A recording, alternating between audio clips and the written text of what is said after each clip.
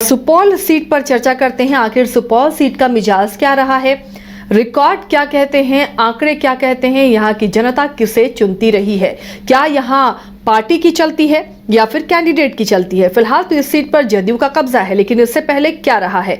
रंजन जी, सुपौल की सीट क्या कहती है, अगर उसे आप स्कैन करते हैं तो इस सीट से क्या आंकड़े निकलकर सामने आते हैं। देखिए, सुपौल की सीट को जब आप देखती हैं, विधानसभा सीट को, तो ये सीट हमें बताती है कि ये जेडीयू का अभेद्य किला बन चुका है। लगभग 3.5 दशक से 35 सालों से यहाँ पर जेडीयू का कब्जा रहा है, और चाहे उसका गठबंधन किसी के साथ भी हो, चाहे वो बीजेपी के साथ हो या फिर वो आपको आरजेडी के साथ हो।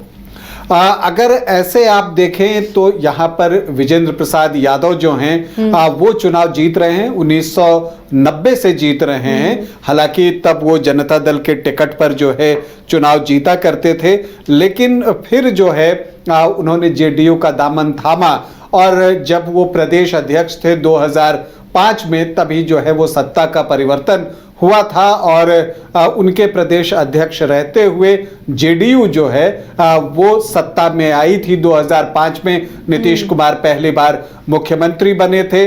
अब वरिष्ठ नेता हैं, बड़े नेता हैं, ऊर्जा मंत्री हैं, और इनकी अपनी एक छवि है अपने क्षेत्र में। सुपौल की अगर बात कीजिए तो लोग इनको सुपौल का विश्वकर्मा के नाम से जानते हैं। इनकी सादगी को लोग काफी पसंद करते हैं। इन्होंने जो अपने क्षेत्र में विकास कार्य किया है उसकी तारीफ करते जो है लोग नहीं अघाते। तो ये चीजें बताती हैं कि यही वजह है कि पिछले 35 सालों से विजेंद्र प्रसाद यादव इस क्षेत्र में लगातार चुनाव जीतते चले आ रहे हैं। वैसे अगर आप सुपौल विधानसभा सीट को स्कैन करें तो ऐसा भी एक वक्त था जब यहां पर कांग्रेस का दबदबा था, और अगर आप देखिए तो जो ये विधानसभा की सीट है, यहां पर अगर किसी एक दल ने सबसे ज्यादा बार जीत हासिल की है तो वो जो है कांग्रेस ही है, जिसने कि 7 बार सुपौल की सीट पर जीत हासिल की है। जेडीयू 6 बार से चुनाव जीतने में सफल रहा है। जनता दल को 2 बार सफलता मिली है। तो जेडीयू के 6 और जनता दल के जो 2 आप देखते हैं वो विजेंद्र प्रसाद यादव की भी जीत है, और इसीलिए विजेंद्र प्रसाद यादव ने जो है इस क्षेत्र में का जो प्रतिनिधित्व किया है वो अब तक 8 बार किया है। तो इसी से अंदाजा लग सकता है कि उनका क्या यहाँ पर जो है वो पैठ है, और लोगों के बीच वो कितने लोकप्रिय हैं। बिहार सरकार में भी कई महत्वपूर्ण मंत्रालय वो संभाल चुके हैं, और ऊर्जा मंत्री के रूप में उनकी अपनी एक ख्याति भी रही है, उनके कार्यों की प्रशंसा होती रही है। और एक वक्त ऐसा भी था कि उनका नाम जो है सीएम पद के लिए भी चलता था, खास करके जब नीतीश कुमार जो है सीएम का पद छोड़ रहे थे, उस वक्त की बात है। हालांकि बाद में जीतन राम मांझी जो है वो सीएम बने। तो इस कद के नेता हैं और नीतीश कुमार के काफी करीबी हैं। 1977 के आंदोलन से जो है इनका भी राजनीतिक करियर उसकी शुरुआत हुई है, और फिर एक सिद्धांत के साथ वो आगे बढ़ते चले गए। देखिए, अगर हम सुपौल विधानसभा सीट की बात करें और पिछले 3 चुनावों की खासकर बात करें तो देखिए 2010 में विजेंद्र प्रसाद यादव को 55,179 वोट आए थे। जेडीयू के टिकट पर ही चुनाव लड़ रहे थे, और उनका मत प्रतिशत 45.5% के आसपास था। और दूसरे नंबर पर कौन सी पार्टी थी? आरजेडी थी। आरजेडी के रविंद्र कुमार रमन उस वक्त चुनाव लड़ रहे थे। उन्होंने 39,779 वोट प्राप्त किए थे, और मतलब कि 32.79%। तीसरे नंबर पर कांग्रेस थी।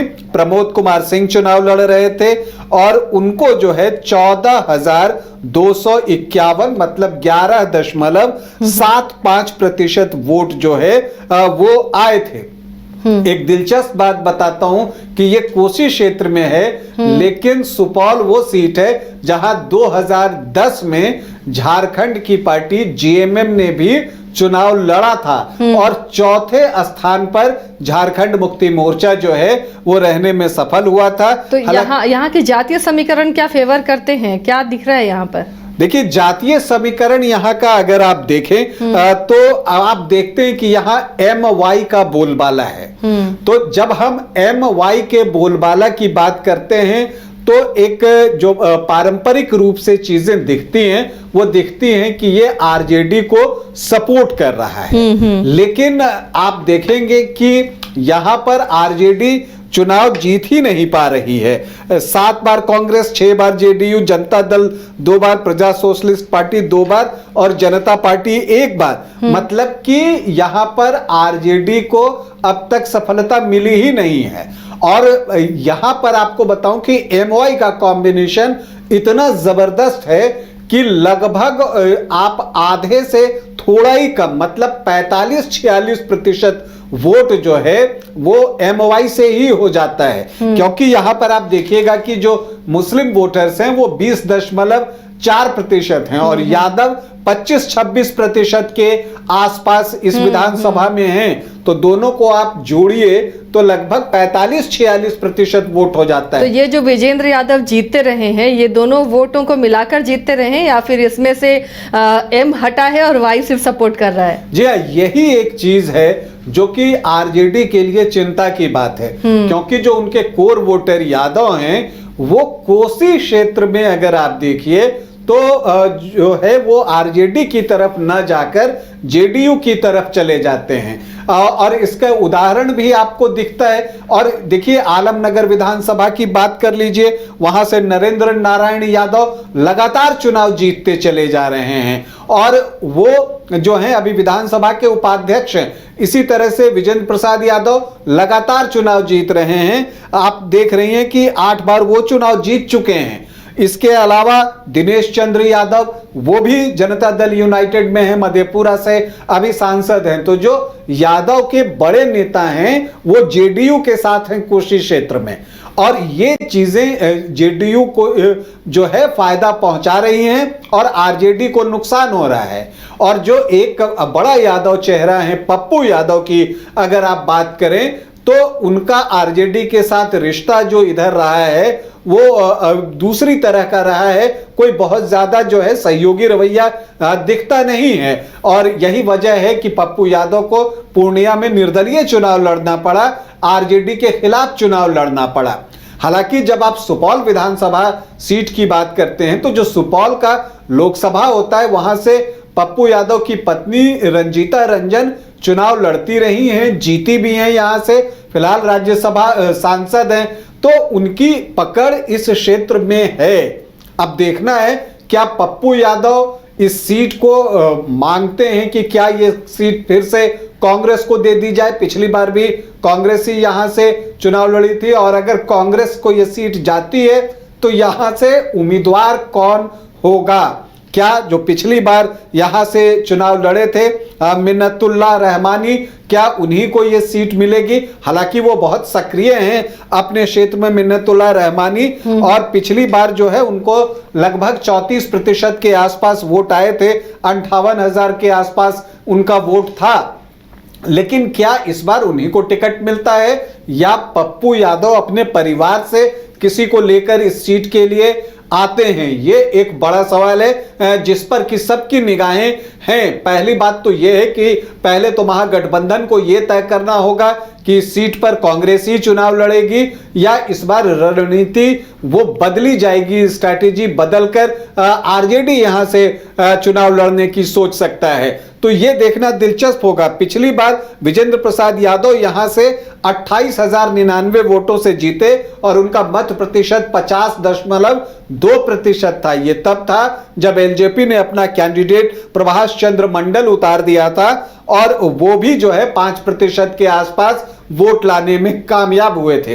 विजेंद्र यादव 2015 में 37,000 से ज्यादा वोटों से जीते थे। तब आरजेडी जेडीयू कांग्रेस का गठबंधन था और उन्होंने जो है बीजेपी के किशोर कुमार को 37,000 से ज्यादा वोटों से पराजित किया था। तो ये क्षेत्र दिखता है कि यहां पर विजेंद्र प्रसाद यादव की एक पकड़ है। एक तो उनका जो काम करने का स्टाइल है, क्षेत्र में लोगों के साथ जो कनेक्ट है, और सुपौल जैसे क्षेत्र में विकास के जो काम हुए हैं उसकी वजह से जो है इस क्षेत्र में विजेंद्र प्रसाद यादव की पकड़ है। हालांकि देखिए, जब हम सुपौल विधानसभा की बात कर रहे हैं तो एक व्यक्ति की बात जरूर करूंगा, और वो है लहटन चौधरी की बात। कांग्रेस से विधायक बने थे 1952 में, हालांकि 2 ही बार इस सीट का उन्होंने प्रतिनिधित्व किया है, लेकिन उनकी जो पहचान है, उनको कोशी का गांधी कहा जाता था। कई महत्वपूर्ण मंत्रालय उन्होंने संभाले हैं और उन्होंने सुपौल के लिए काफी काम किया है। तो आज भी अगर आप विजेंद्र प्रसाद यादव से भी बात कीजिए तो वो भी कर्पूरी ठाकुर की तारीफ करते हुए, या माफ कीजिएगा, लहटन चौधरी की तारीफ करते हुए आपको दिखेंगे। तो लहटन चौधरी इस क्षेत्र में जो है एक बड़ा नाम थे। अब हम आ जाते हैं सुपौल के जातीय समीकरण पर। तो जैसा मैंने आपको बताया कि यहाँ एससी वोटर्स भी अच्छी संख्या में हैं, 13.15%। जो मुस्लिम वोटर्स हैं 20.4, यादव 20 से 25%, 25% तो मिनिमम मानकर चलिए। इसके अलावा आप देखें तो जो वैश्य वोटर्स हैं वो भी 7-8% हैं, और जो कोयरी, कुर्मी, धानुक को अगर आप देखिए तो वो भी 6-7-8% के आसपास हो जाते हैं। तो विजेंद्र यादव को यादव वोट का बड़ा हिस्सा तो मिलता ही है, साथ में जो है ये कोयरी, कुर्मी, धानुक वाला जो 7-8-9% वोट है वो भी उन्हीं के पास जाता है। और चूंकि यहां से पिछले 2 चुनाव को देखिए तो आरजेडी तो चुनाव लड़ नहीं रहा है, तो जो यादव वोटर्स है वो ऑलमोस्ट जो है वो विजेंद्र प्रसाद यादव की तरफ ही चले जाते हैं। तो ये चीज देखने में यहां पर आ रही है। इसके अलावा यहां पर आप देखिए तो सामान्य जाति से भी अच्छी संख्या में वोटर्स है, 15-17% के आसपास वो हैं। ईबीसी वोटर्स हैं, तो इसका ये वोटर्स भी जो ट्रेडिशनली है वो आपको जेडीयू को वोट करते रहे हैं। तो कुल मिलाकर सुपौल जो है जेडीयू का एक किला बन चुका है। अब अगर उस किले को ढहाना है तो महागठबंधन को एक बेहतर रणनीति और बेहतर उम्मीदवार के साथ मैदान में आना होगा। अगर जो एक समीकरण है जेडीयू का, अगर उसे तोड़ पाना है उन्हें, तो कुछ नई रणनीति बनानी होगी। अब ये देखना होगा कि वो अपने एमवाई को इंटैक्ट रखते हुए किसी अन्य महत्वपूर्ण जाति से, जिनके वोटर्स यहां ज्यादा हैं, उससे उम्मीदवार खड़ा करें। और अगर आरजेडी चुनाव लड़े तो फिर वो जो वाई वोटर्स हैं जो पूरी तरह से विजेंद्र प्रसाद यादव की तरफ जाते हैं, उनमें कुछ सेंधमारी हो सके, क्योंकि कांग्रेस वो सेंधमारी शायद न कर पाए। तो अगर आरजेडी हो तो एमवाई का जो बड़ा हिस्सा है वो इस तरफ आए, और फिर जो जाति जिस उम्मीदवार जिस जाति का हो उसके वोट आ जाएं, तो फिर जो है कुछ किया जा सकता है। हालांकि ये एक मुश्किल काम होगा, बड़ी चुनौती है सुपौल की सीट महागठबंधन के लिए, क्योंकि यहां पर विजेंद्र प्रसाद यादव जो हैं उनका दबदबा साफ तौर पर दिख रहा है। कोई ऐसे भी 8 बार चुनाव ऐसे ही नहीं जीतता। बिल्कुल, और लगता नहीं है कि विजेंद्र यादव के इस चक्रव्यूह को, या जो उन्होंने लोगों के बीच में अपनी छाप छोड़ी है, उसे हटा पाना इतना आसान होगा। महागठबंधन हालांकि इस पर भी अपनी रणनीति तैयार कर रहा होगा, इस सीट को कैसे हासिल किया जाए उस पर भी मंथन चल रहा होगा, उस पर भी हमारी नज़र बनी रहेगी और उससे भी जुड़ी हुई खबरें आपको अपडेट हम देते रहेंगे।